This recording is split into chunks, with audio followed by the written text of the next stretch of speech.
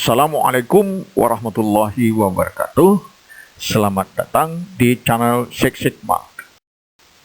Six Sigma terdiri dari fase Define, Measure, Analyze, Improve, dan Control. Biasa disingkat menjadi DMAIC. Setiap fase ada beberapa tahapan yang harus dijalankan. Perhatian utama dari Six Sigma adalah terhadap proses produksi. Tentang hal tersebut dijelaskan sebagai berikut. Setiap proses pasti ada variasi atau penyimpangan. Variasi proses yang terjadi kita buatkan grafis dan dibandingkan dengan toleransi, yaitu batas bawah, target, dan batas atas. Dari data yang kita kumpulkan, kita buatkan grafis atau kurva yang kita sebut dengan kurva sebaran dari data yang kita miliki tersebut.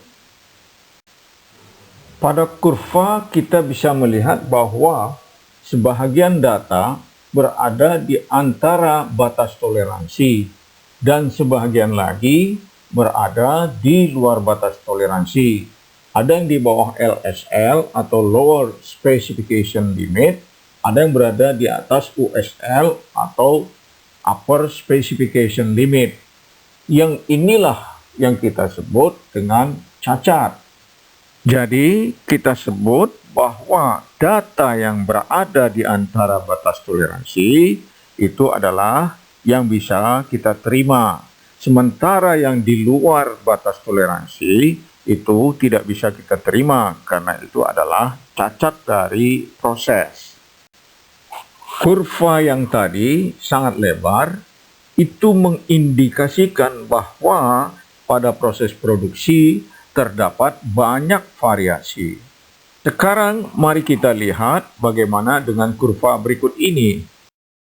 Sebaran data yang lebar tadi itu mengindikasikan bahwa terjadi variasi yang sangat tinggi. Sekarang kita perbaiki agar variasinya menjadi sedikit. Itu nampak pada kurva berikut ini. Kurva yang tadinya lebar sekarang sudah bisa kita buat menjadi menyempit dengan adanya perbaikan pada proses produksi.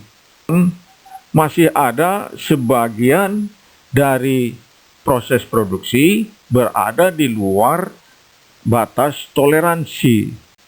Data yang berada di luar batas toleransi itu kita sebut cacat.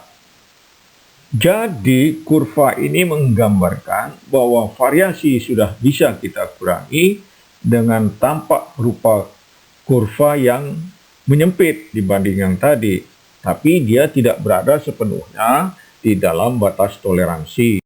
Nah, tindakan perbaikan yang kita lakukan terhadap proses produksi dari yang variasinya tinggi menjadi variasinya yang rendah, yang digambarkan dengan kurva yang melebar dan kurva yang sempit, itu kita sebut upaya mengurangi variasi proses sekaligus mencegah atau mengurangi cacat.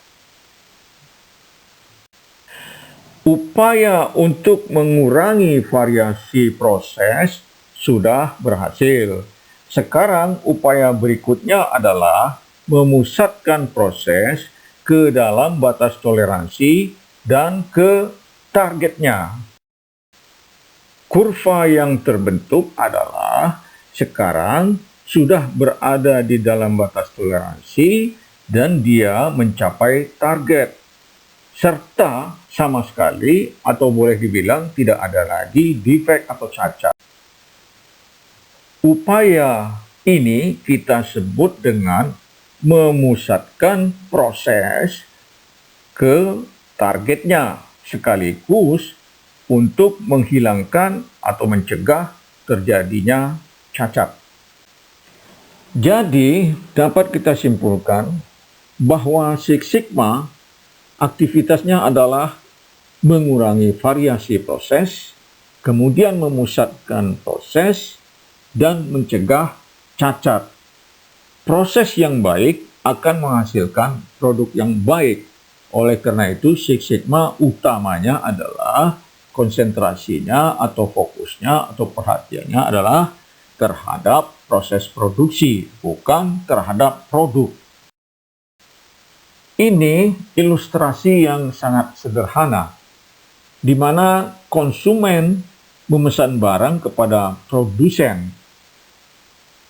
Disepakati antara produsen dan konsumen bahwa barang akan dikirim setiap 9 hari dengan batas toleransi 1 hari, berarti antara 8 sampai 10 hari. Kemudian produsen mengirimkan barang ke konsumen.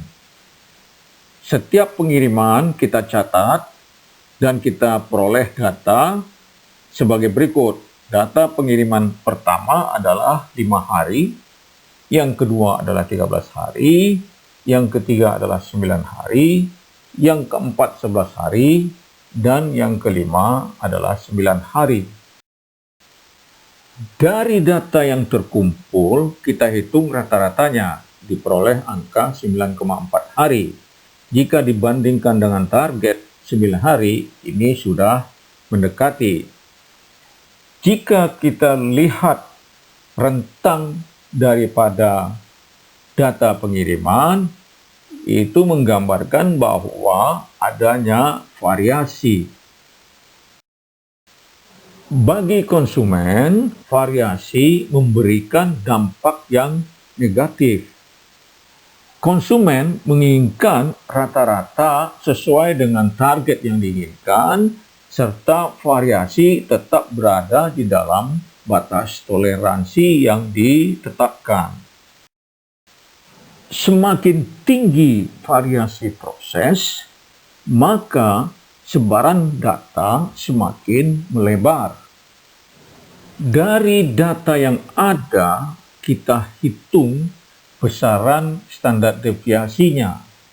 Jika rata-rata ditambah 3 standar deviasi dan dikurang 3 standar deviasi berada di antara batas toleransi, maka inilah yang kita sebut tingkat kemampuan daripada proses, yaitu 3 sigma. Untuk proses dengan tingkat kemampuan 6 sigma, itu ditandai dengan rata-rata ditambah 6 standar deviasi dan dikurangi dengan 6 standar deviasi berada di batas toleransi. Demikian penjelasan tentang bagaimana memahami Six Sigma. Semoga yang disampaikan bermanfaat dan dapat diterima dengan baik. Insya Allah, pada seri-seri berikutnya, kita upayakan untuk menjelaskan Six Sigma lebih dalam lagi. Oleh karenanya, silahkan subscribe. Terima kasih. Assalamualaikum warahmatullahi wabarakatuh.